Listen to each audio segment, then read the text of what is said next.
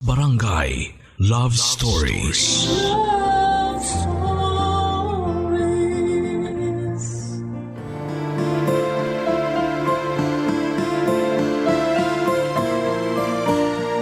Lahat ng pipiliin nating desisyon ay palaging may kadikit na responsibilidad na kailangan nating pangatawanan. Kaya importante na pag-isipang mabuti ang bawat salita na ating bibitawan at hakbang na gagawin. Ikaw kapuso, minsan ka na bang nagdesisyon sa buhay mo na labis mong pinagsisihan ang naging resulta?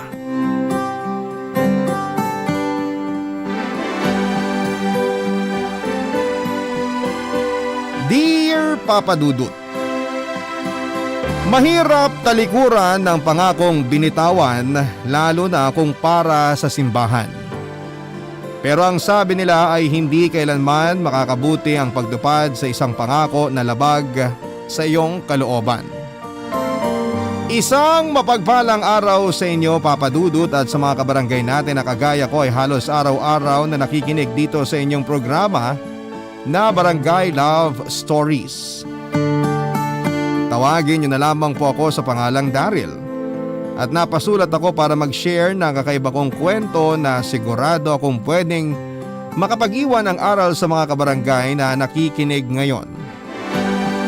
28 years old na nga pala ako, taga-Caloocan at nagtatrabaho bilang nurse sa isang ospital dito lang din sa amin. 8 years old yata ako nang una kong makilala ang babaeng hindi ko inaasahan na babago sa buhay ko, Papa Dudut.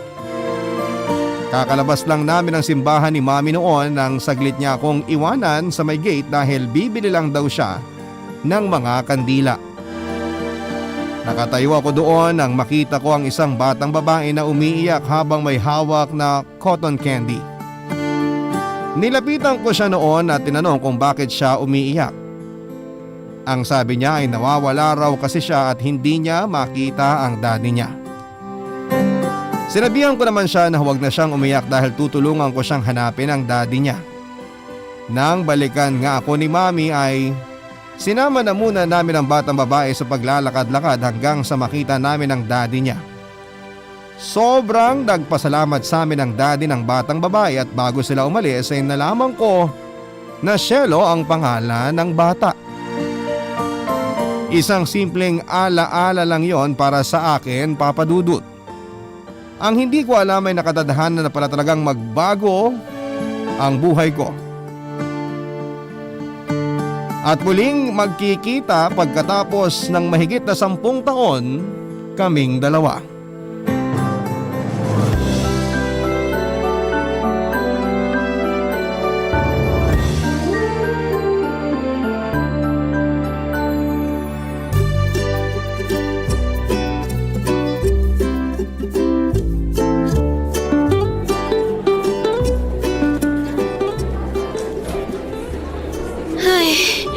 Saan ba dito yung admin building?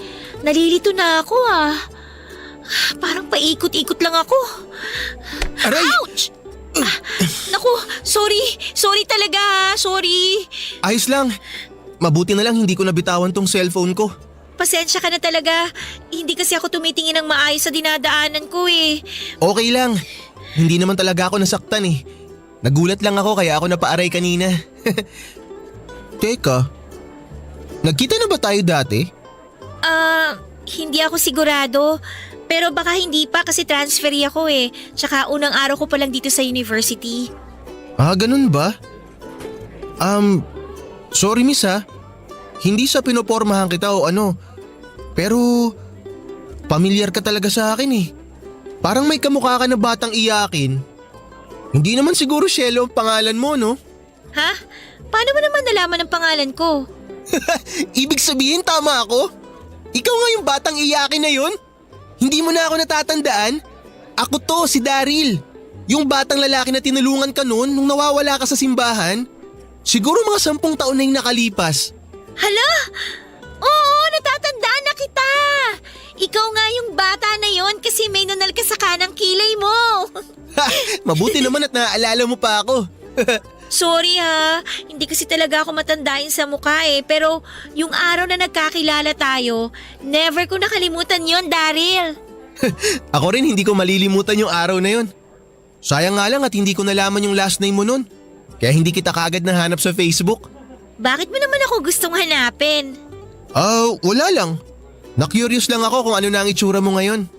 Kung kumusta ka na ba, tsaka kung iyakin ka pa rin, ganun. Grabe siya. Yun pa talaga ang pinaka natatandaan mo sa akin, ha? Oo, yun talaga ang tumatak sa isip ko nun. Ang cute mo kasi nung umiiyak ka eh. Ang lakas ng boses mo tsaka ang pula-pula ng mukha mo na parang bigla ka naging mansanas. Uy, ang sama mo naman sa akin. Natakot lang talaga ako noon kasi nga ang daming tao tapos hindi ko pa makita yung daddy ko. Pero thank you ulit ha, kasi hindi mo talaga ako iniwan nung araw na yon. Wala yun, matagal na rin naman yun. First day mo ngayon dito sa university? Oo, wala pa naman akong klase kaya lang kailangan kong ipasa tong form sa admin building. Pero kanina pa ako naliligaw eh. Ang laki pala kasi nitong university na to. Uy, bakit naman bigla ka na lang tumatawa dyan? Wala lang. Naisip ko lang na hindi ka pa rin pala talaga nagbabago, Shelo. Hanggang ngayon, ligawin ka pa rin. Pero mamaya pa naman yung klase ko. Tara, samahan na kita sa admin building. Baka kasi bigla ka na lang umiyak tapos mamula ka na naman na parang mansanas. Kanina mo pa ako inaasar ha, nakakainis ka na. Kung hindi lang talaga ako pagod sa kalalakad, hindi ako magpapasama sa'yo eh. Binibiro lang naman kita. Pero tara, samahan na kita doon. Hindi rin talaga ako matandain sa mukha, Papa Dudut.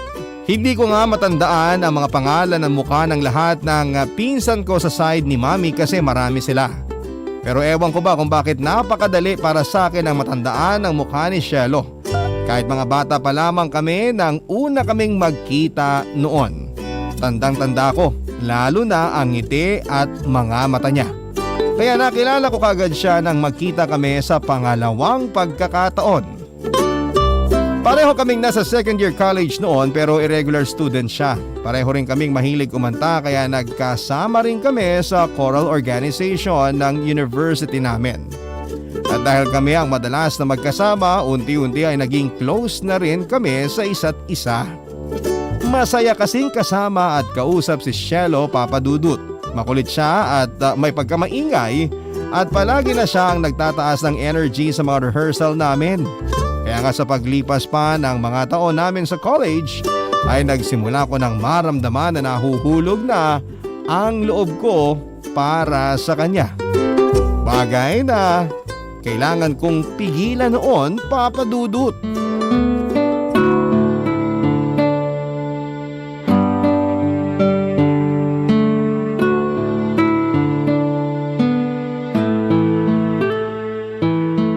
Mabuti naman at maaga kang nakauwi ngayon dito sa bahay, Daryl. Oo nga po eh. Nasaan po pala si Daddy? Naka-overtime na naman sa trabaho niya. Ilang araw na nga siyang late na umuwi dito sa bahay. Kaya ilang araw na rin wala akong kasabay na maghapunan. Kaya mabuti na lang at nandito ka ngayon. Tapos na po kasi yung thesis namin ng mga kagrupo ko kaya medyo maluwag na po yung schedule namin. Graduation mo na nga pala sa susunod na buwan, ano? Opo, sigurado na po yun, Mami, kasi halos kumpleto ko na rin po yung mga requirement ko para makagraduate. Mabuti naman kung ganon. Yung requirements mo ba sa pagpasok mo sa seminaryo? Nasimulan mo na ring ayusin? Siguro po after na lang ng graduation ko. Ibig sabihin, ni isa wala ka pang kahit na anong naaasikaso? Ganun na nga po, Mami. Pero mabilis lang naman pong ayusin yung mga yon kaya wag nyo na po munang isipin ang tungkol doon. Hindi pwedeng hindi ko yun isipin. Dahil ilang taon naming hinintay to ng daddy mo. Matagal naming hinintay na makapagpasalamat kami sa Diyos dahil binigay ka niya sa amin. Daryl, hanggang ngayon ba? Hindi mo pa rin tanggap na nakalaan ka ng maglingkod sa simbahan? Hindi naman po sa ganon, Mami. Pero bakit hindi ko pa rin maramdaman na tanggap mo ng tungkulin na to? Bakit parang napipilitan ka pa rin sa gusto naming mangyari ng daddy mo? Hindi ko lang po talaga naasikaso kagad yung mga requirement ko sa pagpasok sa seminaryo. Pero aayusin ko rin naman po yun, Mami. Anak, pinagbigyan ka namin ng daddy mo na mag-aral ng kursong gusto mo bago ka pumasok sa seminaryo. Huwag naman sanang ganito na kung kailan malapit ka ng graduate, saka ka pa hindi tutupad sa pangako mo sa amin. Para mo na rin sinabi na huwag na naming tuparin ng daddy mo ang pangako namin sa Diyos. Alam mo naman kung bakit ka nabuhay sa mundong ito, di ba? Dahil sa Diyos yon. Kaya dapat na magpasalamat tayo sa Kanya. Dapat paglingkuran mo siya kagaya ng pinangako namin ng daddy mo bago pa kita ipanganak. Naiintindihan mo ba yon, Daryl? Opo, Mami. Naiintindihan ko naman po lahat ng sinabi niyo. Mabuti naman kung ganon. Ay, Daryl. Hindi mo naman siguro kami bibiguin ng daddy mo, hindi ba? Matagal ka na naming ipinangako sa Diyos at sa simbahan. Sana hindi ka sumira sa usapan natin. Makakaasa po kayo, Mami. Buo na rin naman po ang loob ko na pumasok sa seminaryo. Kaya wag po kayong mag-alala. Magiging pari po ako kagaya ng pinangako niyo sa Diyos at sa simbahan.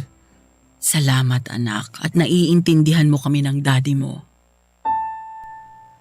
Papa Dudut, bata pa lamang ako ay alam ko na ang kwento ng buhay ng mga magulang ko. 2 taon na raw silang kasal noon nang malaman nilang may stage 2 ovarian cancer si Mommy. 1 taong therapy ang ginawa sa kanya at nakasurvive naman siya, kaya nga lang kinakailangan tanggalin ang isang ovaryo niya na naging dahilan para mahirapan na siyang magbuntis. Pagkatapos nga raw noon ay hindi na sila umasa pa na magkakaroon sila ng anak ni Daddy. Hanggang sa lumipas ang 5 taon. Himala para sa kanila ang mabuo ko sa sinapupunan ni Mommy. Sobrang tuwa daw nila ni Daddy noon, kaya kahit nasa sinapupunan pa lamang daw ako ni Mommy ay nangako na sila sa Poong May Kapal na bilang pasasalamat, palalakihin daw nila akong mabuting tao at magiging isang alagad daw ako ng Diyos at simbahan. Sa tuwing sasabihin nila sa akin ang tungkol sa bagay na yon noong bata pa lamang ako ay parang napakadaling tanggapin ang lahat. Mag-aaral ako, magseseminaryo at magiging pare. Tapos. Pero hindi pala ganun kasimple at kadali ang lahat, Papa Dudut. Siguro gusto rin talagang magpasalamat sa Poong May Kapal na nakasurvive ang mami ko sa cancer at nagawa niya akong isilang sa mundong ito. Pero Papa Dudut, hindi rin talaga ako sigurado kung gusto ko ba talagang maging isang pare. Basta ang alam ko lang noon ay kailangan kong tuparin ang naging pangako ng mga magulang ko sa simbahan at sa Poong May Kapal na kailangan kong tuparin, Papa Dudut. Ang mga kwento ng pag-ibig, kwento ng buhay at kwento ng pag-asa. Nasa Spotify na, Barangay Love Stories. Pakinggan kahit kailan, kahit saan. Barangay Love Stories sa Spotify. Kinig na, kabarangay! Papa Dudut, pagkatapos ng high school noon, dapat ay diretsyo na talaga ako sa pagpasok sa seminaryo. Nakiusap lamang ako sa mga magulang ko na sana ay makapag-college muna ako at makakuha ng kursong nursing. Gusto ko kasi talagang maging nurse at makatulong sa panggagamot lalo na sa mga bata. Pumayag naman sila basta raw kapag natapos na ako sa pag-aaral ay papasok na ako sa seminaryo. Naging maayos ang usapan namin ng mga magulang ko pati na ang mga plano sa isip ko. Pero mula nang muli kaming magkita ni Cielo, nag-usap at naging malapit sa isa't isa. Alam ko na doon na ako nagsimulang mas lalong maguluhan. Hindi ko pa tuluyang maamin sa sarili ko noon, pero dahil palagi nga kaming magkasama ni Cielo ay tuluyan ng nahulog ang loob ko sa kanya. Sinubukan ko namang pigilan ang lahat, lalo na ang nararamdaman ko. Pero ganun pala talaga ang pag-ibig. Hindi mo yun pwedeng basta na lamang kontrolin o diktahan. Kaya pinilit ko na lamang ang sarili ko na makontento na mahalin ng palihim si Cielo. Kaya nga lang, Papa Dudut, ay hindi ko inaasahan noon na may mangyayari pa palang lalong magpapagulo sa isipan ko.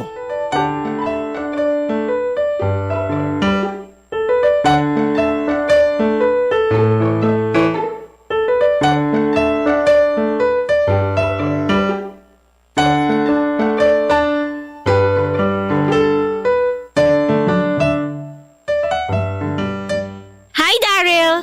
Uy, Shelo, bakit parang ang aga mo ngayon? Maaga pa ba? Oo, 5 p.m. pa yung rehearsal natin eh. 2 p.m. pa lang pero nandito ka na ngayon sa studio. Wala na rin kasi akong klase kaya dito na ako dumiretso. Ikaw, bakit nandito ka na kagad? Maaga rin kasi ako aalis mamaya. Saan ka pupunta? May aasikasuhin lang ako. Siguro para yan sa applyan mo na trabaho, no? Parang ganun na nga. Grabe, graduation nyo na pala next week. Nakakalungkot naman. Oh, bakit naman nakakalungkot? Uy, syempre. Kasi palagi tayong magkasama eh. Tapos kapag wala ka na dito sa university, wala na rin akong kasama na mag-food trip ng Tokneneng at fishball pagkatapos ng rehearsal. Nandyan pa naman yung ibang choir members. Kaya pwede mo silang yayain na mag-food trip sa labas. Pero hindi naman silang gusto kong makasama eh.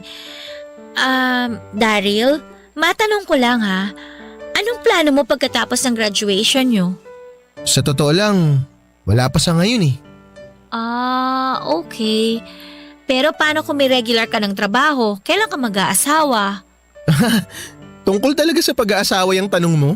Oo, kasi lahat naman tayo dun din pupunta, di ba? Sa pagbuo ng isang masayang pamilya. Ikaw ba, hindi mo ba nakikita ang sarili mo na may asawa at mga anak ka na? Ewan. Hindi ko alam. Paano hindi mo alam? Pwede ba yun? Wala pa rin naman kasi sa plano ko yun eh. Kaya siguro hindi ko pa masagot sa ngayon. Pero gusto mo rin naman siguro mag-asawa at magkaroon ng mga anak, di ba? Gusto mo rin bumuo ng isang pamilya? Bakit ba kasi puro tungkol sa pag-aasawa mga tanong mo? Sa totoo lang, curious lang talaga ako sa'yo. Ang tagal na natin magkakilala at saka magkaibigan pero ni isang beses hindi pa kita nakitang nagka-girlfriend. Ganun talaga. Hindi naman kasi lahat ng bagay na tungkol sa sarili natin dapat pinapaalam natin sa iba. Sige na Shelo. Kailangan ko na rin palang umalis. Baka hindi na rin muna ako siguro maka-attend ng rehearsal natin mamaya. Daryl, gusto kita. Ha? Ang sabi ko, gusto kita. Ang totoo, hindi naman kasi tungkol sa pag-aasawa ang gusto kong itanong sa'yo eh. Since ka-graduate ka na at baka hindi na tayo masyado magkita, gusto kong ipaalam sa'yo yung tungkol sa nararamdaman ko. Daryl, mahal kita, matagal na. Alam ko naman na nararamdaman mo yun. Ang hindi lang ako sigurado kung tama ba yung nararamdaman ko na mahal mo rin ako. I'm sorry Shelo pero may mahal na akong iba. Matagal na ako may girlfriend. Sorry. Papa Dudut, alam ko na masama ang magsinungaling sa kapwa natin. Pero alam ko rin na mas masasaktan si Cielo kapag nalaman niya ang totoo na mahal ko rin siya pero hindi pwedeng maging kami. Kaya naman sinabi ko na lamang sa kanya noon na may mahal na akong iba. Nakita kong nasaktan si Cielo at nagpigil ng kanyang mga luha. Nasaktan din ako ng dahil doon pero hindi ko pinahalata sa kanya. Ayoko rin kasi na mahalata niya na nagsisinungaling lamang ako at tama ang hinala niya na mahal ko rin siya. Kaya naman kahit masakit para sa akin ang itanggi ang totoong nararamdaman ko, nagsorry na lamang ulit ako kay Cielo. At sinabi ko na pwede pa rin namang maging magkaibigan na lamang kami. Pero papadudot pagkatapos ng pag-uusap naming yon ay hindi na ako masyadong kinibupan ni Cielo. Iniwasan na niya ako at tuluyan na ring hindi kinausap. Hanggang sa makagraduate na nga ako at doon na ako nag-decide na tuluyan ng kalimutan ang lahat ng tungkol sa kanya. Kagaya ng usapan namin ng mga magulang ko, pumasok na ako ng seminaryo. Ilang linggo lang pagkatapos ng graduation namin, mahirap sa umpisa lalo na at kagagaling ko lamang sa isang matinding heartbreak. Pero pinilit kong makapag-move on at mag-focus sa pagiging seminarista ko. Masasabi ko naman na nagawa ko yon kahit papaano. Iba rin kasi talaga kapag focus ka na makapaglingkod sa simbahan at sa poong may kapal.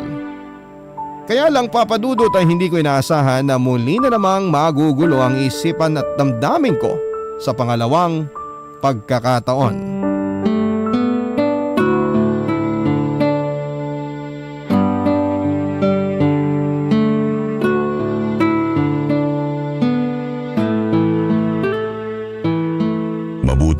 nakauwi ka na dito, Daryl? Medyo na traffic po kasi ako pabalik dito sa kumbento, Father Dylan. Pasensya na po kayo ha. Bakit po pala ang daming tao sa labas?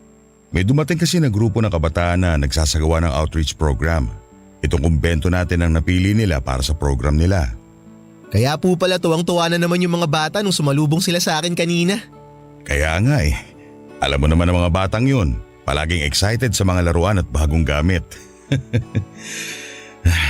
O siya, magkape ka muna dito at lalabas lang ako sandali para silipin ang ginagawa nila doon. Baka masyado na namang mataas ang energy ng mga bata at hindi makontrol ng mga madre at organizer ang kakulitan nila. Maiwan muna kita dito ha. Sige po, Father.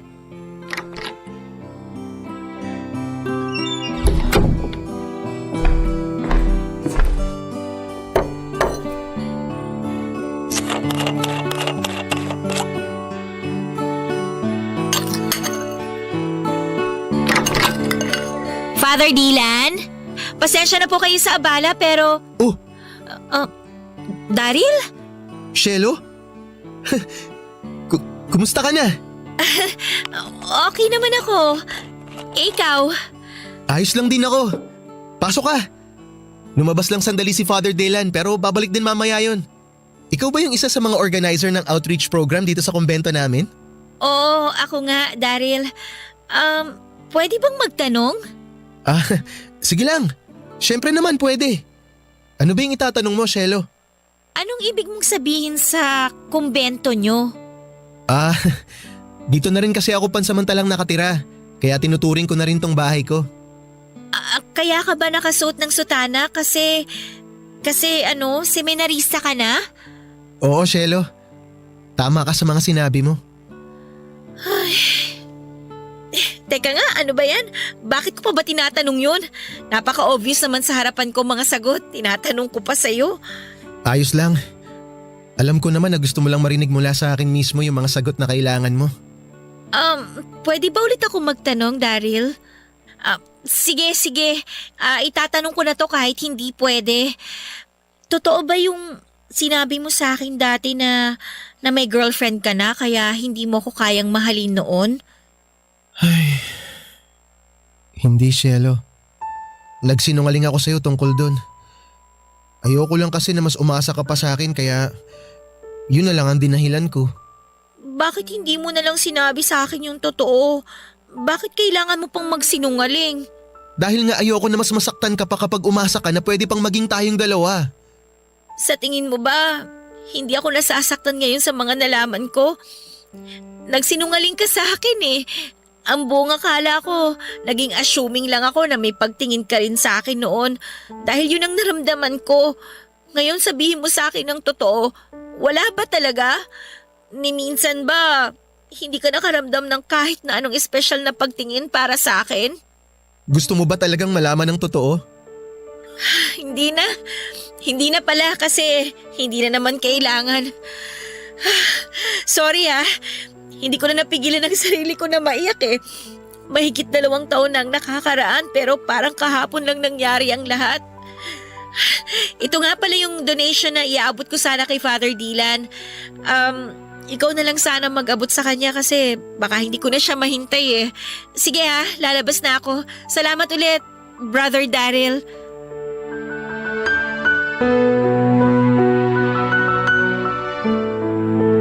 Papadudod sa halos 2 taon ko noon sa kumbento ay unti-unti nang nabubuo sa loob ko na maging isang ganap na pare. Tanggap ko nang inilaan ko ang sarili ko at ng mga magulang ko ang sarili ko sa paglilingkod sa simbahan ng buong puso. Nawawala na noon ang bigat at puro gaan na lamang ang nararamdaman ko sa dibdib ko. Iba pala kasi talaga kapag araw-araw kang minumulat sa misyon mo sa mundong ito. Yung araw-araw na pinaparamdam sa akin ng seminaryo kung gaano ako kaswerte sa buhay. Kaya dapat na magbigay ako ng malaking pasasalamat sa Poong May Kapal. At ang pasasalamat na yon ang aking buong sarili. Kaya lang papadudot hindi pala ganon kadaling gampanan ang isang misyon lalo na kung puso at damdamin mo ang iyong makakalaban. Dahil mula nga nang magkita kaming muli ni Shelo ay nagulat ulit ang isip at damdamin ko. Muli na namang bumigat ang loob ko at nalilito na naman ako sa kung ano nga ba ang dapat kong gawin. Alam ko sa sarili ko na matagal ko nang mahal si Cielo at yun dapat ang sasabihin ko sa kanya ng araw na yon. Pero alam ko rin na dapat kong tuparin ang pangako ng mga magulang ko sa simbahan, pati na rin ang nasimulang kong bukasyon na maglingkod sa Poong May Kapal. Kaya hirap na hirap ako sa kung ano ang dapat piliin at maging desisyon sa bandang huli, Papa Dudut. Ang mga kwento ng pag-ibig, kwento ng buhay at kwento ng pag-asa. Nasa Spotify na, Barangay Love Stories. Pakinggan kahit kailan, kahit saan. Barangay Love Stories sa Spotify. Kinig na, kabarangay!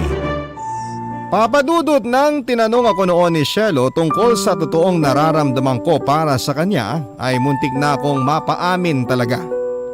Mabuti na lang at pinigilan niya na lang din akong magsalita noon.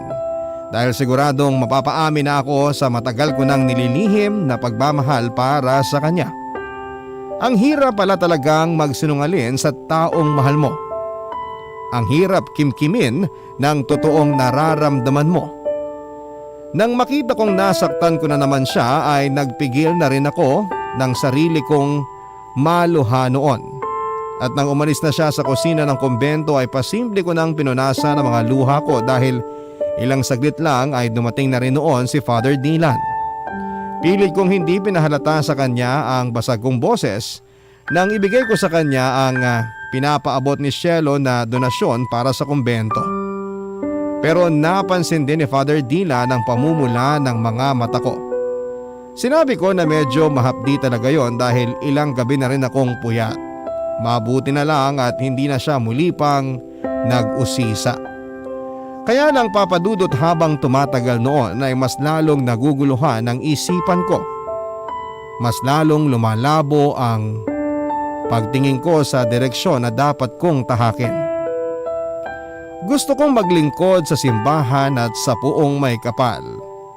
Pero gusto ko ring makasama si Cielo at maiparamdam sa kanya ang tunay kong pagmamahal. Litong-lito na talaga ako at sobrang nahihirapan. Hindi ko na alam noon kung ano nga ba ang dapat kong maging desisyon sa bandang huli.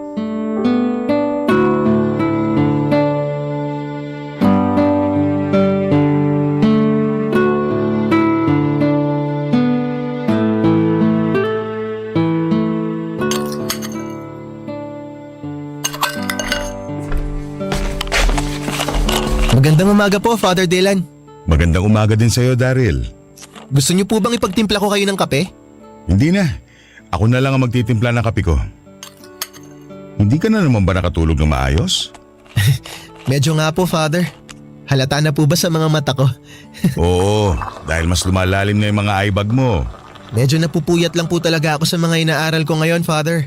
Kaya eto po ang resulta. Paglalim na mga bagahe ko sa mata. Huwag mo masyadong ituon ang atensyon mo sa mga inaaral mo. Hayaan mo ang sarili mo na kahit paano mag-enjoy sa ginagawa mo. Pero ayos ka lang ba talaga, Daryl? Opo, Father, ayos lang naman po ako. Pero bakit niyo po natanong? Alam mo kasi napansin ko na ilang araw ka na ring balisa at madalas na tahimik na para bang palagi may malalim na iniisip. Pasensya na po, Father, pero puyat lang po talaga siguro ang dahilan nito. Wala na pong iba. Siguro nga kailangan mo lang din ng sapat na tulog at pahinga.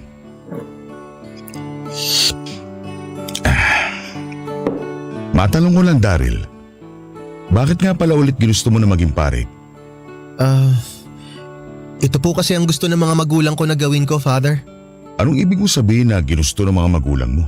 Bata pa lang po ako. Palagi na nilang sinasabi na dapat daw po akong maglingkod sa simbahan at sa Diyos. Bilang pasasalamat daw po na nabuhay ako sa mundong to. Miracle baby daw po kasi ako, Father. Bago po ako ipagbuntis ni Mommy, nagkaroon po siya ng ovarian cancer. Pero nakasurvive po siya. Kaya himala raw po na nagawa pa rin niyang magbuntis kahit na isa na lang po ang ovaryo niya. Bago niya po ako ipanganak, nangako na po sila ni Daddy na bilang pasasalamat sa Diyos, maglilingkod po ako dito sa simbahan natin. Ibig sabihin kaya mo ginusto pumasok dito sa seminaryo dahil sa pangako ng mga magulang mo? Parang ganun na nga po, Father. Pero ikaw, ano yung sarili mong dahilan kung bakit ginagawa mo to? Dahil gusto ko pong sundin ang mga magulang ko at alam ko po na ito po ang dapat kong gawin. Ang makapaglingkod at makapagpasalamat sa Diyos. Pero gusto mo ba talaga pumasok dito sa seminaryo at maging isang seminarista? Gusto mo ba talaga magpare at maging parte ng simbahan habang buhay? Sabi na nga ba't hindi ka makakasagot? Daryl, mahigit 30 taon na akong pari at napakarami ko na ring nakilalang seminarista. Yang itsura at kinikilos mo ngayon, hindi na bago sa paningin ko. Alam ko may bagay na gumugulo sa isipan mo at may kinalaman ito sa personal na pananaw mo sa buhay. At handa akong makinig sa kung ano pa man yan para gumaan kahit papaano ang loob mo. Sa totoo lang po, Father, naguguluhan po ako sa dapat kong maging desisyon. Gusto ko pong magpasalamat sa Diyos kagaya ng palaging sinasabi ng mga magulang ko. Gusto ko pong maglingkod sa simbahan dahil naniniwala po ako na magiging parte to ng pasasalamat ko sa Diyos para sa buhay na binigay niya sa akin. Pero bakit po ganun? Habang tumatagal po, parang nag-iiba na po yung takbo ng isip ko. Para bang may iba na po akong gustong gawin sa buhay ko, Father. At hindi na po kasama dun yung paglilingkod na dapat kong gawin dito sa simbahan. Ang ibig sabihin, Dylan, hindi talaga buong loob mo na maging isang pari. Pero gusto ko pong maglingkod sa simbahan at magpasalamat ng paulit-ulit sa Diyos, Father. Pwede mo namang gawin yun sa paraan na hindi mo kailangan pilitin ang sarili mo sa bagay na labag sa kalooban mo. Hindi ikatutuwa ng Diyos kung maglilingkod ka sa Kanya nang hindi buo ang loob mo. Hindi ko pinangungunahan ang desisyon mo, Daryl. Pero mas mabuti siguro na habang wala ka pang sinusumpaan na pangako dito sa simbahan, alamin at siguruhin mo muna sa sarili mo kung ano talaga ang gusto mong gawin sa buhay mo.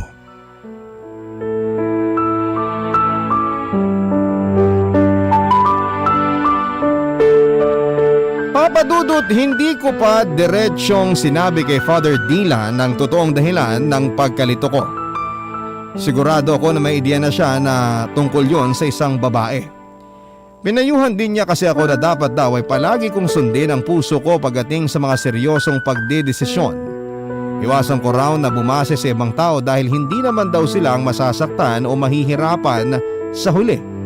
Hindi silang magsasakripisyo kung hindi ako. Ilang araw at gabi akong nagdasal ng taimtim. Paulit-ulit na humihingi ng patnubay o sign mula sa puong may kapal. Sa kung ano ang mas dapat kong gawin at maging desisyon. Sobrang gulo na talaga ng isipan ko noon, Papa Dudut. Ayokong bitawan ang nasimulan ko pero ayoko namang maging unfair sa sarili ko at sa simbahan na gusto kong paglingkuran. Hanggang sa ilapit na nga sa harapan ko ang sign na naniniwala kong mas dapat kong piliin. Yon ay nang makita kong papalabas si Cielo mula sa kumbento namin, Papa Dudut.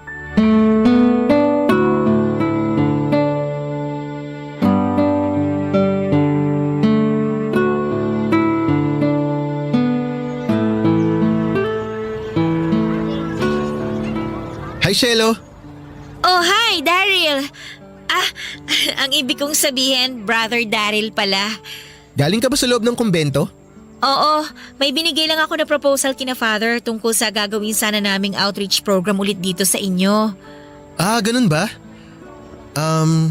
Pauwi ka na ba? Hindi pa, may dadaanan pa akong kagrupo ko na naghihintay ngayon sa bayan. Magta-tricycle ka ba? Liga, sabayan na kita sa paglalakad mo. Baka maligaw ka ulit eh. Huwag na, hindi na kailangan. Ayos lang, wala naman ako ibang gagawin ngayon. Tsaka may pupuntahan ako doon malapit sa sakayan ng tricycle. Pero hindi mo naman kailangan na… Hayaan mo nang gawin ko to, Cielo. Please? Sige, ikaw ang bahala. Nakwento sa akin ni Father Dylan na ikaw daw mismo ang may idea ng outreach program na ginawa ng grupo nyo. Ang ganda ng program na yun ah. Salamat. Alam mo, may ilang grupo na rin na nag-conduct ng outreach program sa kumbento namin. Pero halata mo namang gusto lang nilang magpasikat. Kasi panay video at pagkuha nila ng mga picture kasama ng mga bata. Ayoko sanang mag-isip ng masama pero parang ipopost lang nila yun sa mga social media account nila eh. Para sumikat sila. Ay, mga tao talaga ngayon. Lahat gagamitin at gagawin para lang magkapera. Ganun talaga ang ibang tao. Magkakaiba naman kasi tayo ng ugali at paniniwala sa buhay. Shelo, sorry Para saan? para sa pagsisinungaling ko sa'yo. Hindi ko naman talaga gusto na magsinungaling tsaka saktan ka. Ayoko naman talagang maglihim sa'yo, kaya lang… Tama na, Daryl. Ang ibig kong sabihin, Brother Daryl, wag na natin pag-usapan yon kasi tapos na yun eh. Tsaka hindi na natin kailangan pang balikan. Tinanong mo ako dati kung ano ba talagang nararamdaman ko para sa'yo, di ba? Ayaw mo na bang malaman ang sagot ko? Para saan pa? Alam ko naman na wala nang patutunguhan ang lahat ng to eh. Alam ko na sa huli, hindi pa rin pwedeng maging tayong dalawa. Pero paano kung sabihin ko sa'yo na pwede na? Ha? Ano bang ibig mong sabihin? Pwede ba, Daryl? Huwag mo nang paglaruan ng puso ko. Huwag mo na akong paasahin na naman sa wala. Kasi pagod na ako masaktan ng dahil sa'yo eh. Hindi lang naman ikaw ang nasaktan, Shelo eh. Hindi lang ikaw ang nahihirapan. Pati rin ako. Sobrang hirap magdesisyon kung sino ba sa inyo ng simbahan ang dapat kong piliin. Pero alam mo kung saan ako pinaka nahihirapan? Sa kung paano ko pipigilan ang pagmamahal na matagal ko nang nararamdaman para sa'yo. Talaga? Mahal mo ko? Oo, matagal na. At alam ko na matagal ko na rin dapat na sinabi sa'yo to. Dapat, matagal ko nang pinagbigyan yung nararamdaman natin para sa isa't isa. Pero paano ang pagiging seminarista mo? Paano ang pagpapari mo? Nakapagdesisyon na ako, Shelo. Iiwan ko na ang bokasyon ko. Dahil ikaw ang pinipili ko. Hindi ko na to kayang pigilan. At ayoko na rin magsinungaling sa sarili ko. Dahil ikaw ang sinisigaw ng puso ko, Shelo. Papadudot nung una ay hindi ko talaga alam kung tama ba ang ginagawa ko noon, lalo na ang mga desisyon na basta ko na lamang binibitawan. Hindi naman kasi talaga madali ang piliin si Shelo kesa sa paglilingkod ko sa simbahan. Pero naisip ko na mas magiging makasalanan ako kapag nakapanumpa na ako bilang isang pare nang hindi buo ang loob sa desisyon na pinili ko. At ayoko na nga ring maging unfair sa magiging commitment ko sa simbahan. Kagaya nga ng sabi ni Father Dylan ay hindi pa rin naman ako maglilingkod or pwede pa rin naman akong maglingkod at magpasalamat sa Diyos nang hindi ako nagpapari. Pagkatapos kong sabihin kay Shelo ang totoo tungkol sa nararamdaman ko ay mahigpit niya akong niyakap at nagpasalamat siya dahil siya ang pinili ko. Akala niya raw ay hindi na mangyayari yon dahil suntok sa buwan talaga ang magmahal ng isang tao na gustong maging alagad ng Diyos at simbahan. Nailagay na raw niya ang sarili niya noon sa sitwasyon na talo na siya. At kahit masakit daw ay pinipilit na niya noong tanggapin na hindi na talaga po pwedeng maging kaming dalawa. Niyakap ko na rin ang mahigpit si Shelo at hindi ko na napigilan ang sarili ko na maiyak. Guluman ang isipan ko noon, alam ko na tama ako ng naging desisyon at pinili sa buhay. Hindi naging madali para sa mga magulang ko ang ginawa kong pag-atras bilang isang pare. Matagal na araw kasi nilang pinangako na ako ang magiging kapalit ng himalang binigay ng poong may kapal sa kanila. Hindi kaagad nila natanggap na hindi na matutupad ang pangako nila sa poong may kapal na maglilingkod ako sa simbahan at sa kanya. Pero sinabi ko naman sa mga magulang ko na pwede ko pa rin paglingkuran ng Diyos at simbahan sa sarili kong paraan. At kahit na hindi ako nagpapare ay magagawa ko yon. Kaya kong maging mabuting tao at patuloy na magpasalamat sa Diyos. Hindi nga nagtagal ay naintindihan na rin ng mga magulang ko at natanggap nila ang daan na napili kong tahakin para sa sarili ko.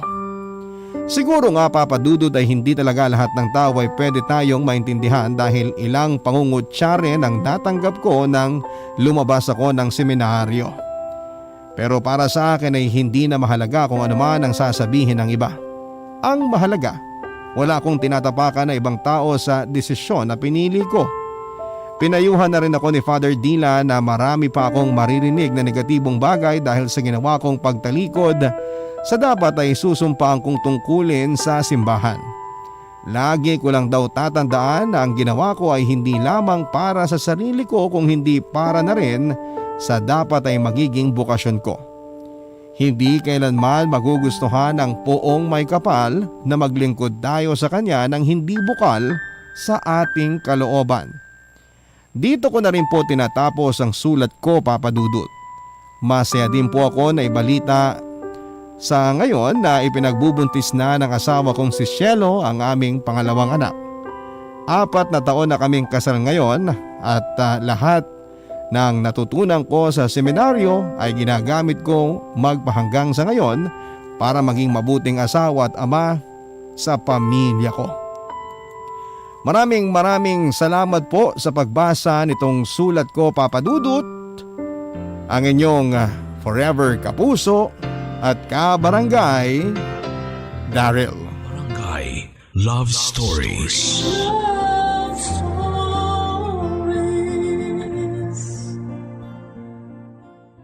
Barangay LS 97.1. 97.1.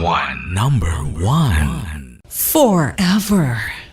Ang mga kwento ng pag-ibig, kwento ng buhay at kwento ng pag-asa dito sa Barangay Love Stories. Love Stories.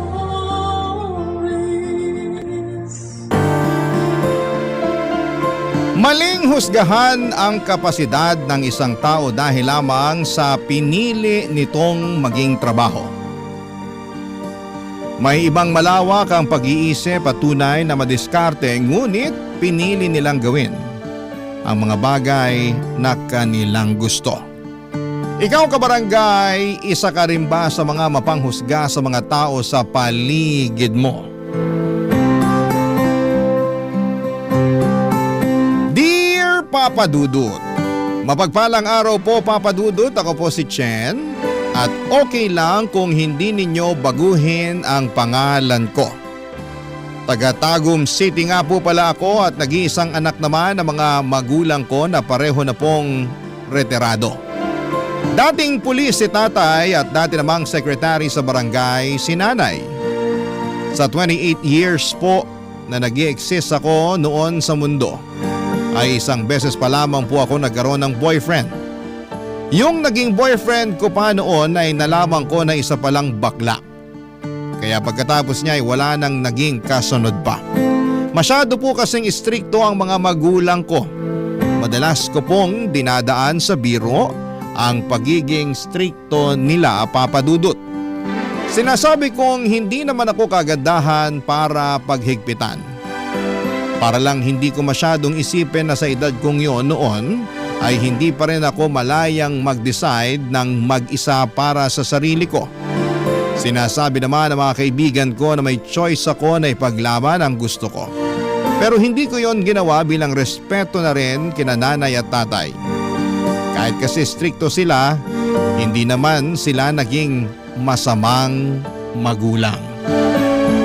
Gusto lang talaga nila na mapabuti ako kaya umabot sila sa ganon.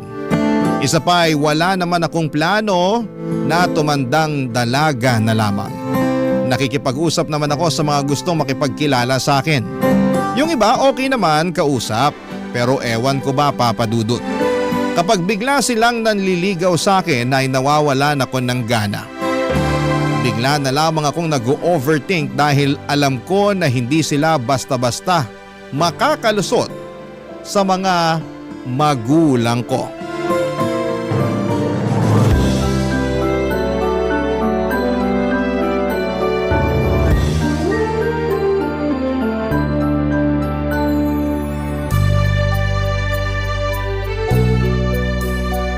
Anak, nakauwi na pala yung anak ni Kumare. Si Jomar, yung nagtatrabaho sa Belgium. Nakita ko nga po kanina, Nay. Oh, nakita mo na pala siya eh. Nagkausap na ba kayo? Hindi pa po eh. Hindi naman po kami close nun. Ay sus, babagal-bagal ka naman anak. Di ba't magkalaro kayo nung mga bata pa kayo? Nay naman, mga bata pa po kami nun. Matatanda na kami ngayon. Hindi na kami pwedeng maglaro. Tsaka sigurado ako may girlfriend na yun. Wala pa. Nakausap ko na siya kanina. Nak, tama nanay mo. Makipagkilala ka na kay Jomar. Boto ko sa batang yun para sa'yo. Madiskarte sa buhay at may magandang trabaho. Mabuntis ka man niya, wala kaming aalalahanin. Tay naman, hindi nga po kami close nun eh. Tapos yung iniisip nyo nasa pagbubuntis na. Ay, ang hina mo naman anak. Ang gusto namin ng tatay mo, makipaglapit ka na kay Jomar habang single pa siya. Baka sa mga susunod na araw, magulat ka na lang na may iba nang nililigawan yon. Baka pagsalita naman po kayo parang kagusto-gusto ko. Paano naman po kung hindi ako type ni Jomar? Tsaka hindi rin po ako na-attract sa kanya. Sus, mahalaga pa ba yung atrak-atrak na yan? Dapat practical na ngayon sa pagpili ng lalaki. Doon ka sa kaya kang buhayin at hindi ikaw yung bubuhay sa kanya. Pero tay, kaya ko naman po magtrabaho sa sarili ko. Anak, gusto rin namin na magkaapo. At mangyayari yun kung mag-aasawa ka na. Kapag nag-asawa na po ako, mahahati na yung atensyon at suporta ko sa inyo. Paano ko pa kayo niyan mabibigyan ng maalwang buhay? Hindi na po kayo bumabata. Kami pa idadahilan mo wala na kaming magagawa ng nanay mo kung sadyang tumatanda na kami. Isipin mo yung sarili mo. Pero hanggat maaari, gusto naming doon ka mapunta sa lalaking alam namin na mabibigyan ka ng magandang buhay. At sa tingin niyo po si Jomar yun? Oo! Hay nako nay, tay. Mas gusto ko na po yung ganito. Kesa ipagpilitan ko yung sarili ko sa lalaking hindi ko naman gusto. Magugustuhan mo rin siya. Subukan nyo lang na mag-date. Siguro naman, sapat na yung isang gabi para maging malapit kayo sa isa't isa. Kayang-kaya nyo naman ibalik yung pinagsamahan nyo nung mga bata pa kayo. Tay, iba na po yung sitwasyon ngayon. Sobrang tagal na po nung sinasabi nyo, kaya imposible talaga na magustuhan ako ni Jomar. Lalo na ngayon, sigurado ako na marami na siya nakilalang magagandang babae sa Belgium. Kaya malamang, mataas ng standards niya pagdating sa mga nakakarelasyon niya. Hindi naman siya lugi sa'yo Maganda naman trabaho mo. Teacher ka, maayos ka sa sarili. Tsaka, hindi ka naman pangit, anak. Kahit ano pa pong sabihin nyo, hindi talaga ako makikipag-close kay Jomar. Ay, nasasabi mo lang yan ngayon kasi hindi pa kayo nagkakausap. Ayaan mo't mga minsan iimbitahan ko siya rito para maghapunan. Tama, mabait naman yung batang yun. Siguradong hindi yung tatanggi. Baka nga matuwa pa siya dahil matagal-tagal din kayong hindi nagkausap. Ay, bahala na nga po kayo. Basta kapag hindi ko pa rin siya nagustuhan at hindi niya rin ako nagustuhan, wag na po kayo makulit ha. Mangako po kayo. Nako, hindi ko kaya mangako. Mas lalo ako. Papadudot sa kabila ng pagtanggi ko na makipag-close o magpaligaw sa kapitbahay naming si Jomar ay naging mapilit pa rin ang mga magulang ko. Pinuntahan nila si Jomar para kausapin. In-invite nila si Jomar sa bahay para doon maghapunan. Kaya naman kahit na naiilang ako sa kanya ay napilitan akong kausapin siya. Hiyang-hiya ako noon tuwing ipinagmamalaki ako sa kanya ni nanay at tatay.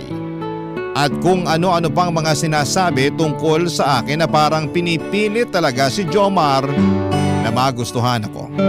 Alam ko namang nagigets niya rin noon yung ginagawa ng mga magulang ko at napapansin ko na naiilang na rin siya sa sitwasyon namin. Nagkakatingin na lamang kami na parang nagkakaintindihan sa ginagawa ng mga magulang ko. Kaya nang matapos yung dinner namin ay humingi ako ng dispensa sa kanya. Sinabi ko na lamang na huwag nang pansinin yung mga sinabi ni nanay at tatay dahil hindi naman talaga ako nagpapaligaw. Pero papadudot, hindi ko po akalaing magbabago ang takbo ng pag-iisip ko pagdating sa love life ko noong makilala ko ang bagong security guard namin sa school na si Arjen.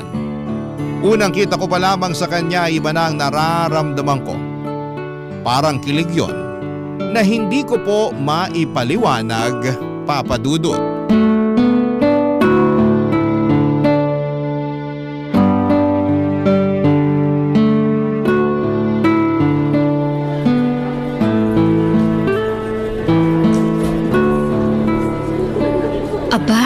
May bago na palang security guard dito sa school. Good morning, Ma'am Pretty. Good morning. Napalitan na pala si Manong guard dito. Nagpalipat ba siya? Nag-resign na po siya, Ma'am.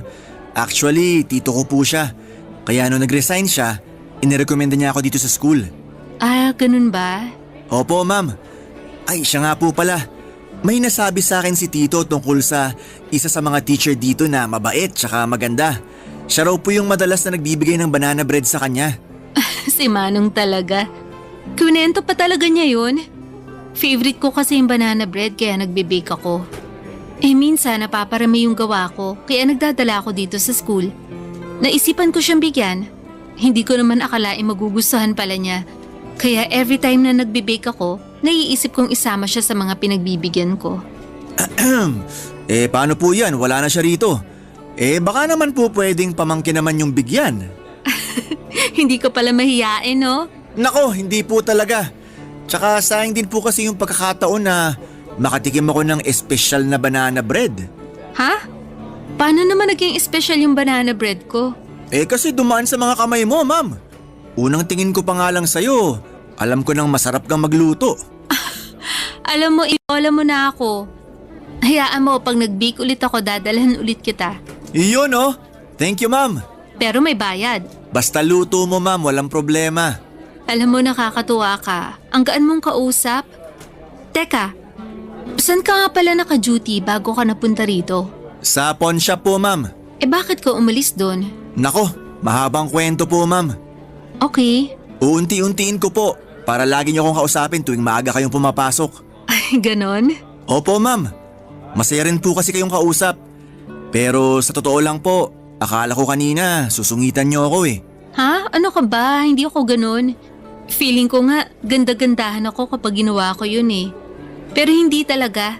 Sanay na yung mga tao rito na palangiti ako at masayahin. Ganyan-ganyan po yung tipo ko sa mga babae, Ma'am. Yung tipong kapag kausap ka, hindi ako mahihiya o mahiilang kasi kaya akong sabayan. Ibig sabihin masayahin din yung girlfriend mo. Kaya pala mukha kang inspired eh. Wala pa po akong girlfriend, Ma'am.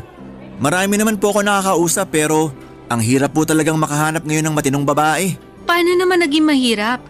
Marami pa namang matitino ngayon ah. Marami nga po, Ma'am. Pero hindi ko alam kung saang parte ng Pilipinas ko sila hahanapin. Tsaka ang tanong po ron, magugustuhan kaya ako?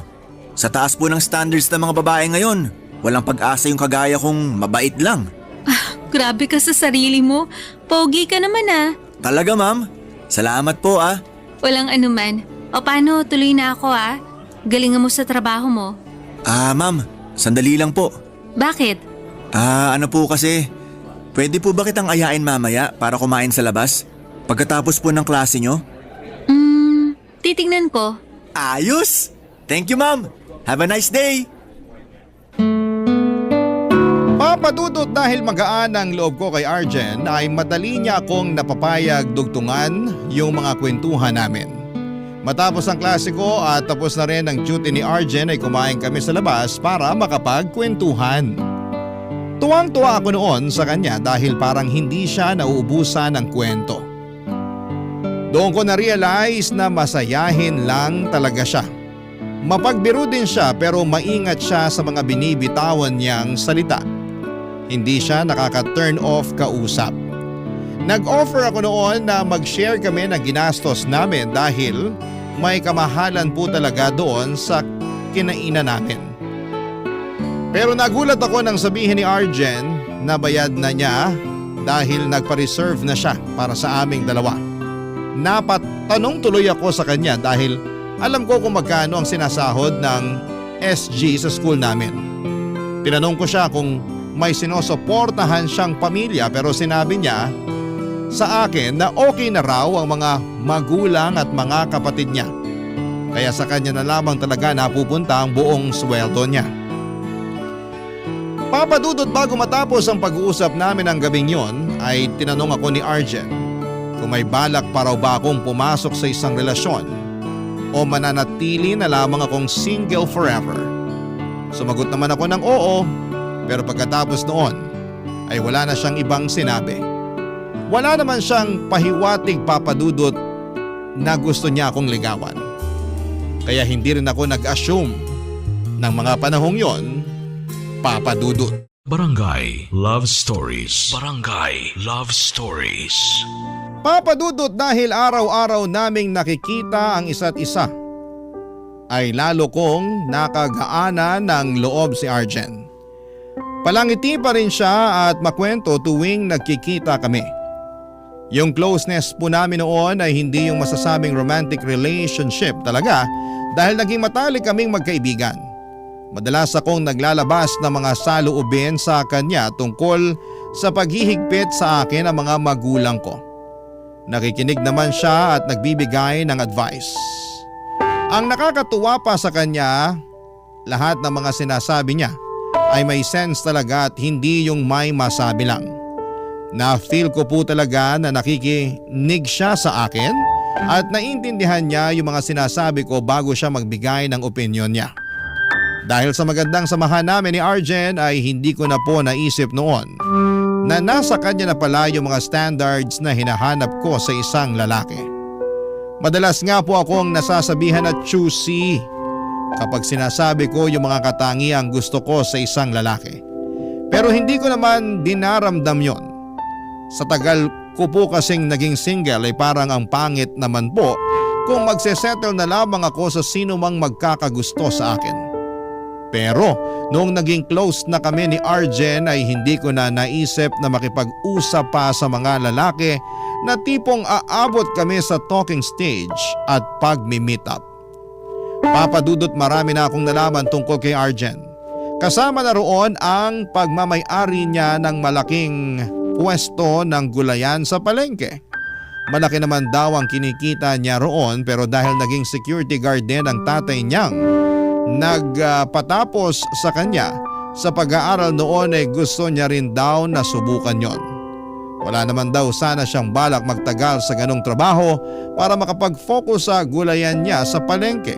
Pero dahil nakilala niya ako ay itinuloy pa rin niya ang pagiging guard sa school na pinapasukan ko, Papa Dudut.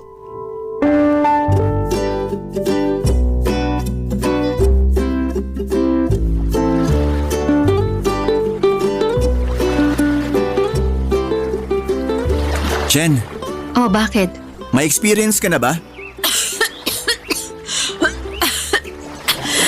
Para ka naman tanga magtanong. Kumakain yung tao eh. Sinakto ko talaga na hotdog yung kinakain mo. Itsura mo, halatang guilty sa tanong. Siyempre, nagulat ako. Bakit ba kasi ang random ng tanong mo? Wala lang, bigla ko lang naisip itanong sa'yo eh. Pero ano nga yung sagot mo? Bakit ba gusto mong malaman? Kasi mag-share din ako ng experience ko. Kadiri ka. Hindi na kailangan kasi hindi naman ako interesado. Kung ayaw mo makinig, sige. Ikaw na lang tatanungin ko. Sasagutin ko na. Wala pa. Nasabi ko naman sa'yo kung gaano ka-stricto yung mga magulang ko, di ba? Kaya malamang, inosente pa rin ako hanggang ngayon. Kung tatawanan mo ko dahil wala pa akong experience at this age, friendship over na tayo. Sus, natatawa lang naman ako sa reaksyon mo. Pero yung pagiging inosente mo, malabong tatawanan ko yon. Dapat nga maging proud ka pa na sa ganyang edad, naalagaan mo sarili mo eh. Bihira na lang yung babaeng ganyan. Pero sa totoo lang, baka kung nakailang boyfriend na ako, baka hindi na ako inosente. Nanghihinayang ka ba? Hindi naman. Alam mo kasi, mas mabuti na yung ganyan ka. Parang kikilabutan ako sa'yo kapag natuto ka ng mga kalokohan eh. Bakit napunta na sa akin yung usapan? Di ba may ikukwento ka? Meron nga. May naging girlfriend kasi ako dati. Medyo wild. Ang totoo, sa kanya nasira yung kainosentehan ko. Pero marami akong natutunan sa kanya. Gaya ng? Sigurado kang gusto mong malaman? Hindi, wag mo nang ikwento. Nakakailang kasi. Oo na, hindi na. Mas gusto ko yung komportable ka sa pinag-uusapan. Ganito na lang, may itatanong ako sa'yo. Ano ba yun? Kailan ka magkaka-boyfriend? Kapag may nanligaw na sa akin tapos nagustuhan ko siya. Paano kung wala ka nang magustuhan? Eh di tatanda kang dalaga? Okay lang. Ay, napaka-choosy mo naman kasi. Ligawan kaya kita? Ha? Parang gulat na gulat ka naman. Type pa ba yung mga kagaya ko? Pag-isipan mo muna mabuti. Paano kung type nga kita? Papayag ka na bang manligaw ako? No pressure. Okay lang kahit di mo muna sagutin yon. Basta okay tayo. Oo naman. Okay tayo. Sana pala di mo na ako nagtanong. Parang nahiya na ako bigla. Bakit ka naman mahihiya? Kasi baka mamaya hindi mo naman pala ako type. Kinabahan ako bigla. Nung nakikipagkilala ka pa lang sa akin, kasama na ba sa intensyon mo na ligawan ako? Honestly, oo. Pero ayoko madaliin lahat. Kaya kinaibigan muna kita para mas makilala natin yung isa't isa. At para malaman ko rin kung dapat ko pa bang ituloy yung plano ko. Kasi kung mas magiging okay ka at mas magiging komportable ka sa akin kapag magkaibigan lang tayo, irerespeto ko yun. Talaga? Oo naman.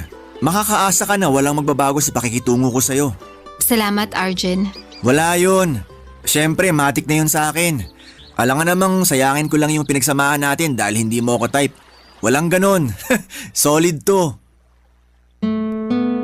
Papa Dudut, wala naman po akong sinabi noon na hindi ko type si Arjen. Pero hindi ko muna sinabi kung ano ang totoong nararamdaman ko para sa kanya. Dahil hindi ko pa siya naiharap sa mga magulang ko. Noong time na yon ay sigurado na ako na si Arjen yung lalaking matagal ko nang hinihintay na makilala. Sa kanya lang ako naging ganon kakomportable. Pakiramdam ko ay pwede kong gawin lahat ng bagay kapag siya ang kasama ko nang walang halong panghuhusga. Kapag magkasama kami ay mas nailalabas ko ang totoong ako. Yung hindi ako takot magkamali sa mga salitang binibitawan ko. Minsan, nakakapagmura din ako pero ni minsan ay hindi niya ako hinusgahan. Nang makasigurado ako na si Arjen na talaga yung lalaking gusto ko, hindi na ako nagpaligoy-ligoy pa noon, Papa Dudut. Sinabi ko sa mga magulang ko na may kaibigan akong ipapakilala sa kanila. At gaya ng inaasahan ko ay hindi sila natuwa dahil alam kong si Jomar pa rin ang gusto nila para sa akin. Pero hindi rin naman sila tumanggi na makilala si Arjen. Siguro gusto rin naman nilang bigyan ng chance.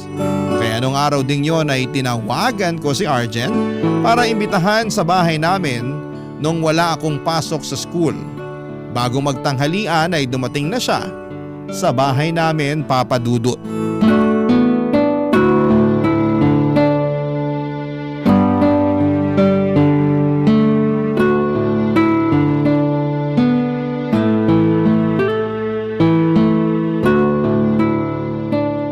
Okay ka lang?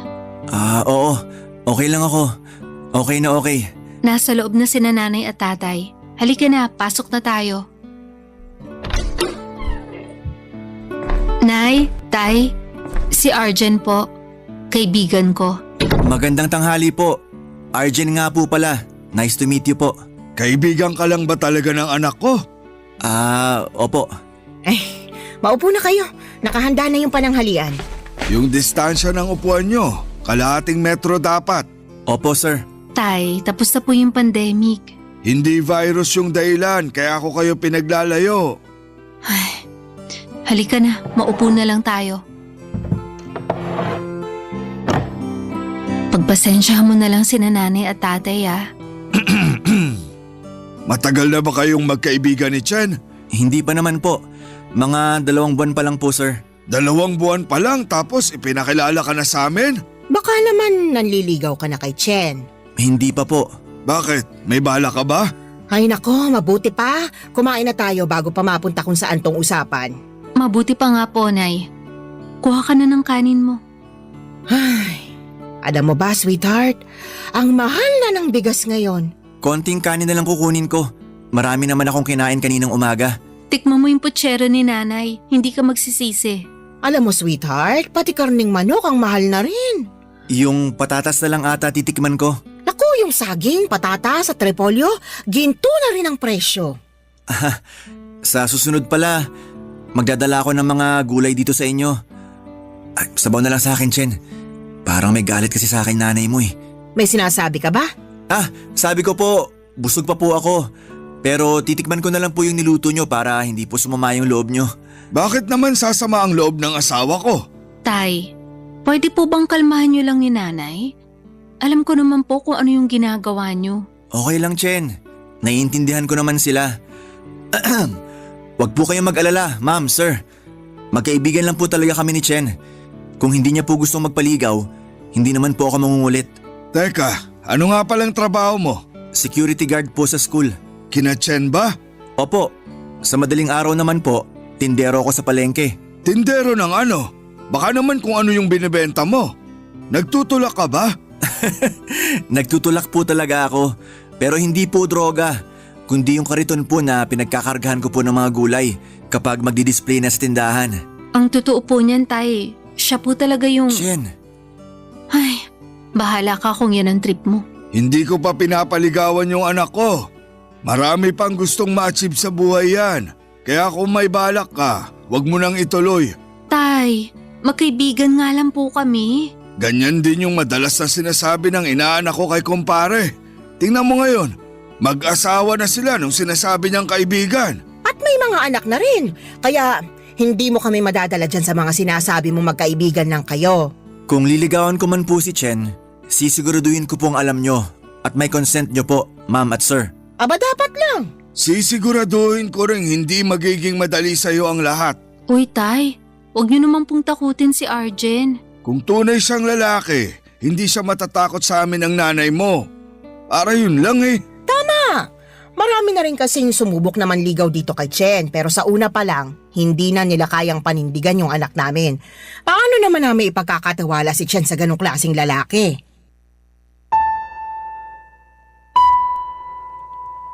Papadudot kahit na nahiya ako sa naging pagtrato ni nanay at tatay kay Arjen. Sa kabilang banda ay na-touch naman ako sa dahilan kung bakit nila ginawa yon. Magulang ko pa rin sila kaya alam kong kapakanan ko lang ang iniisip nila. Humingi naman ako ng paumanhin kay Arjen pero inassure naman niya ako na hindi yon big deal sa kanya. Naintindihan niya raw kasi ang mga magulang ko.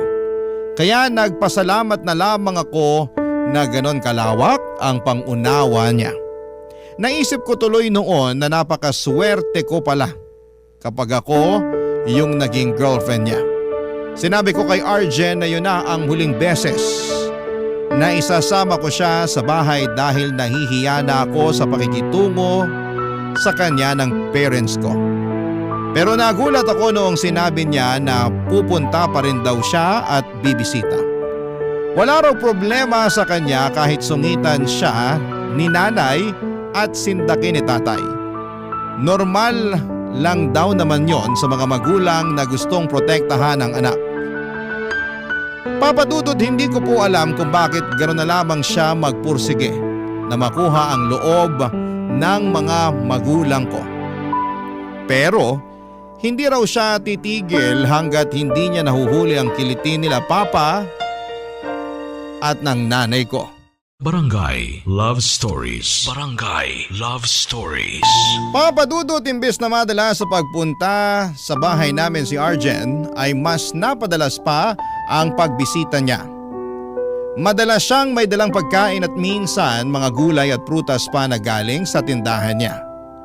Pero kahit halos araw-araw na siya sa amin ay hindi pa rin nagbabago ang pakikitungo sa kanya ng parents ko. Si Jomar pa rin kasi ang mas gusto ni nanay para sa akin. Kahit na sinabi ko nang may nililigawan na yung tao. Si tatay naman ay hindi ko alam kung kinikilates ba niya si Arjen o talagang hindi niya lang talaga gusto para sa akin.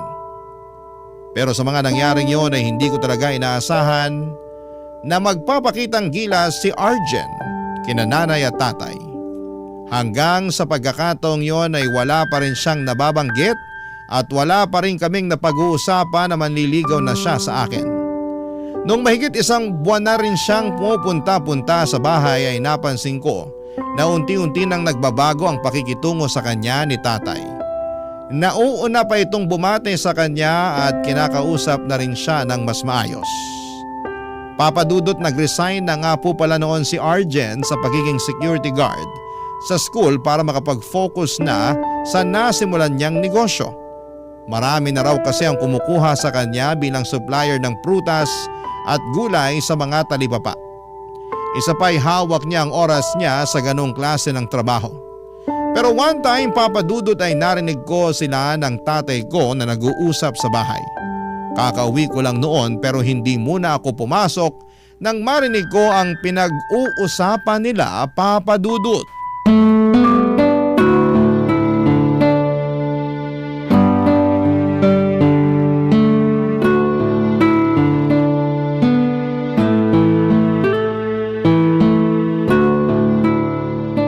Nag-resign ka ba sa trabaho mo para magkaroon ka ng mas maraming oras para sa anak ko? Ang totoo po, isa po yun sa mga dahilan, sir. May balak ka bang ligawan siya?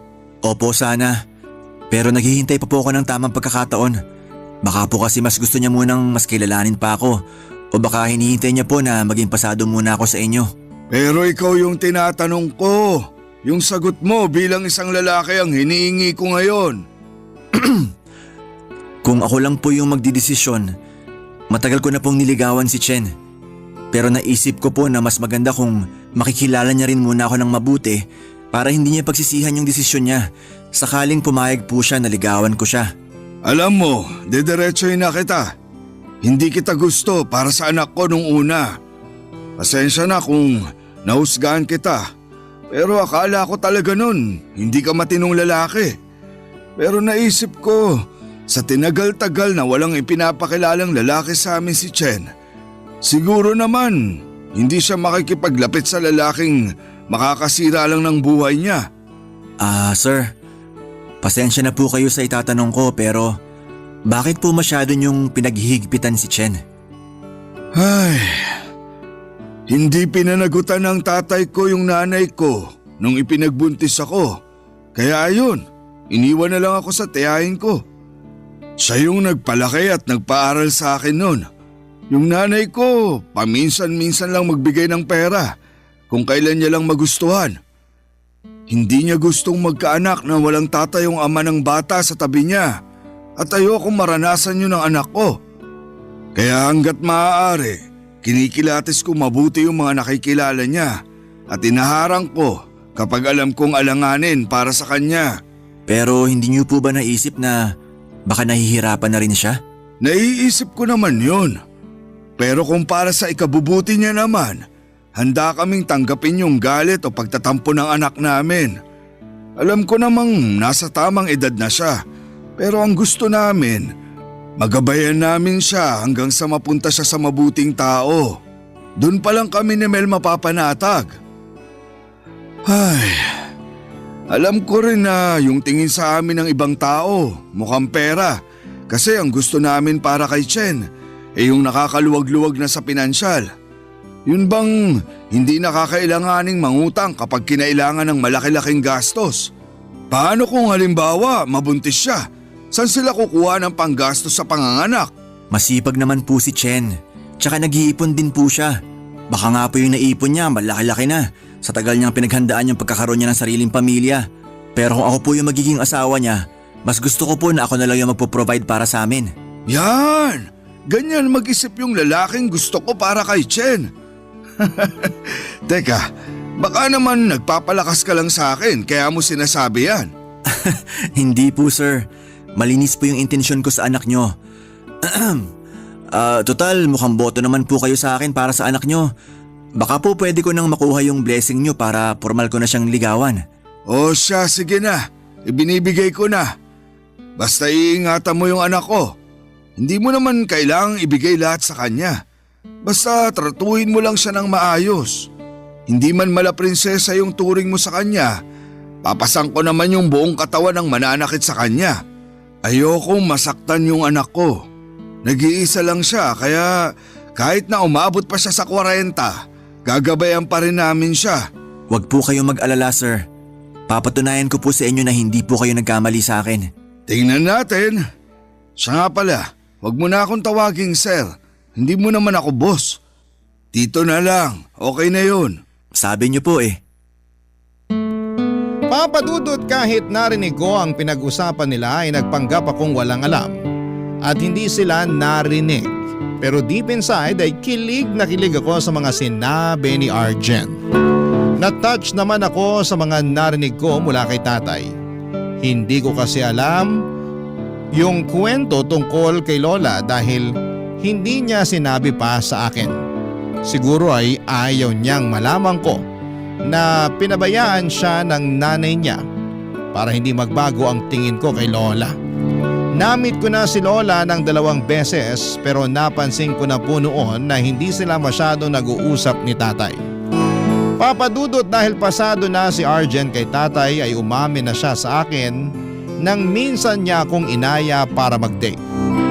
Tinanong niya ako kung pwede na raw ba siyang manligaw dahil sigurado na siyang ako yung babaeng gusto niyang makasama. Dahil okay na siya kina nanay at tatay, hindi ko na siya pinahirapan pa, papadudot. Sinagot ko na nga si Arjen.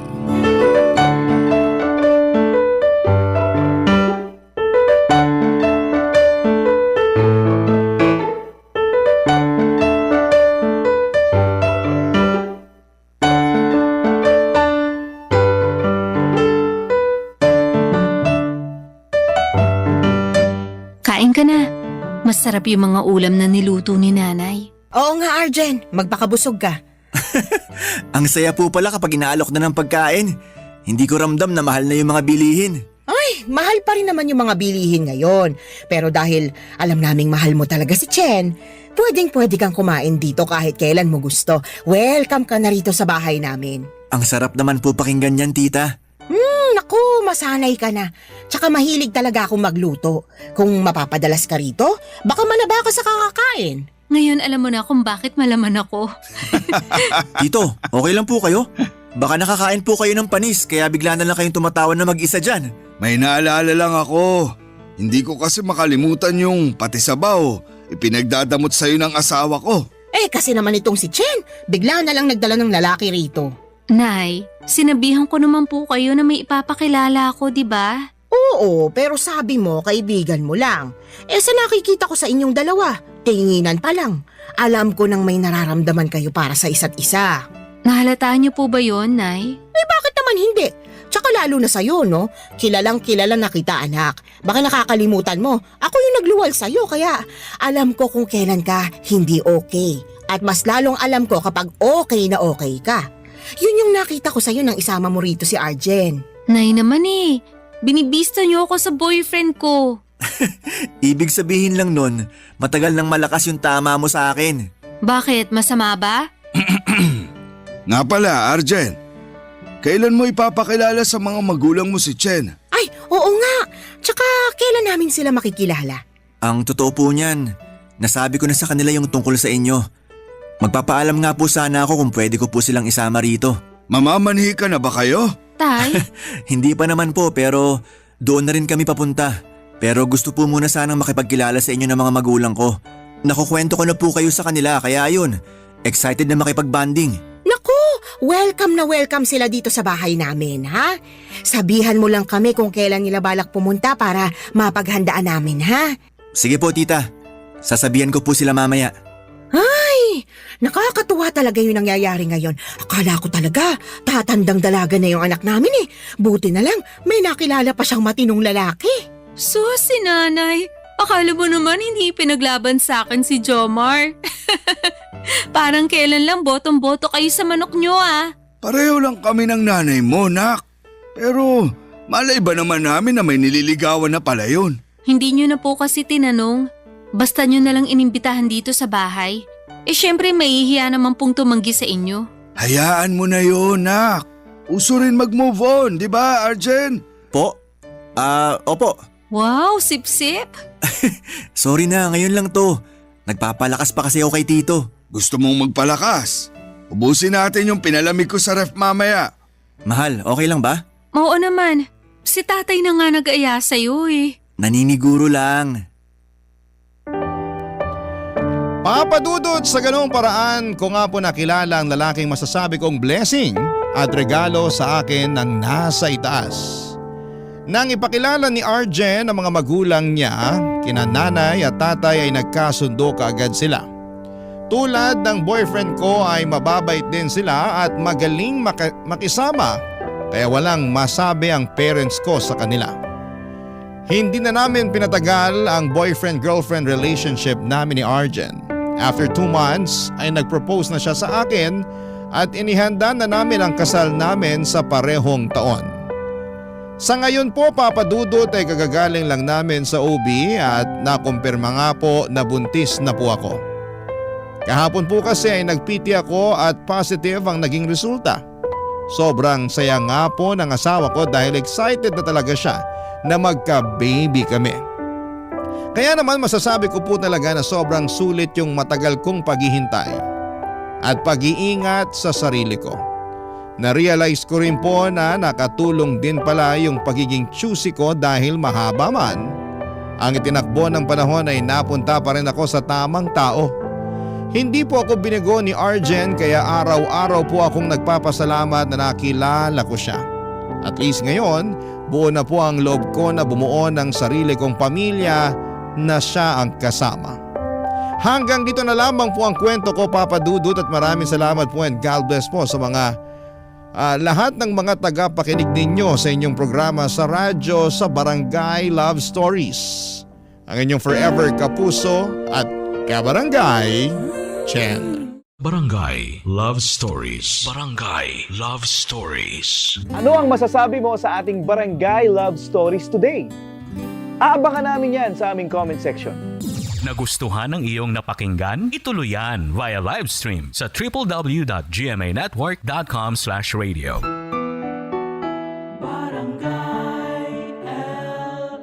In Mega Manila, 97.1. Forever.